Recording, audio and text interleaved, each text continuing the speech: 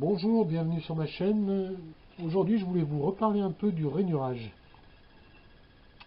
Alors, c'est une petite astuce pour pas trop se prendre la tête et pas trop mesurer.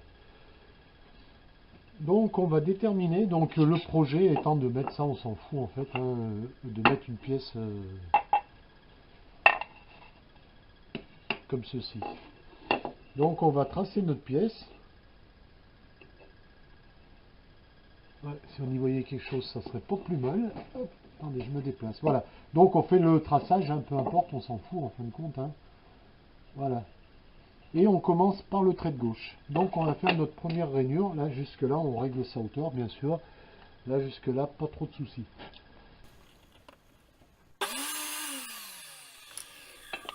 Voilà. Nous avons notre première rainure qu'on détermine où on veut. Hein. Voilà. Après, nous allons prendre la pièce à inclure, donc la pièce de montage. On va la glisser ici, donc contre le guide, entre le guide et la pièce. On vient maintenir sa pièce fermement. On sort sa pièce de montage. Et après, on va venir glisser une baguette de 2,3 mm, ce qui correspond à l'épaisseur de la lame. Donc, il faut la fabriquer au préalable.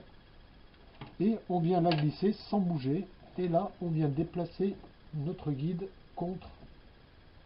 Voilà. Hop. Et on resserre. On vire sa pige. Et on vient faire sa deuxième rainure.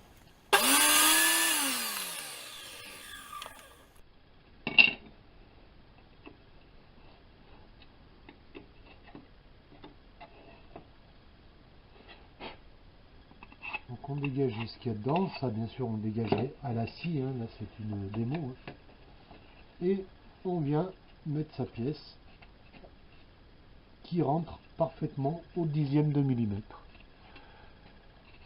Voilà, un rainurage vite fait. Non, il faut que ça rentre. Hein.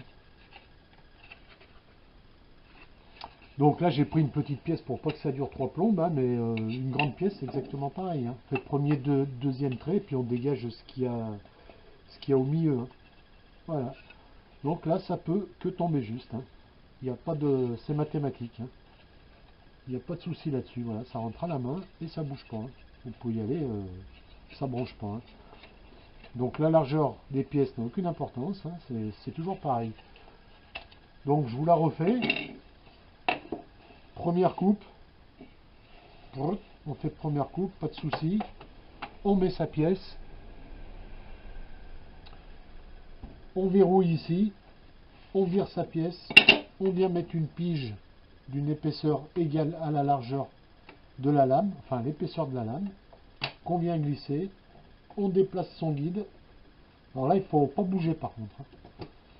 Hop, on redéplace son guide. On vient se poser sur sa pièce.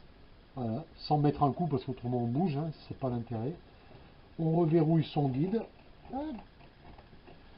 On vire sa pièce et on fait sa deuxième rainure. Et ça peut que tomber juste. Alors après, on peut mettre n'importe quelle pièce. Hein, c'est pas. Donc maintenant, je vous le fais avec une pièce plus grande. Donc on visualise le trait de coupe qui doit être à peu près là. La coupe qui va être en dessous, la première coupe qui va être en dessous, on visualise le trait ici. Grosse pièce. Alors peu importe, hein, même encore plus gros hein, si on veut. Hein, on n'est pas limité. Hein, je voudrais inclure ça dedans. C'est pareil. Hein. Donc je me déplace de la largeur de ma pièce. Donc là, on est toujours d'accord. Largeur de pièce plus largeur de lame. Je vire ma pièce. Je mets ma largeur de lame. Je viens ramener ça. Là, j'ai bougé, mais on s'en fout. Je déduis ma largeur. Je reviens et je retombe juste. Et ça marche à chaque coup. Hein. Voilà, bah, amusez-vous un peu avec ça. Testez ça. Et puis, laissez-moi un petit commentaire. Ça fait toujours plaisir. Voilà, ça peut être sympa, hein, sans trop d'investissement, sans trop de calcul, voilà, juste un petit bout de bois. Hein. Bon, il faut avoir une scie qui coupe parallèle. Hein. C'est pour ça j'ai fait au moins 2 vidéos sur le guide parallèle, parce que c'est très important. Vous voyez, moi j'ai coupé une baguette avec cette scie, elle fait...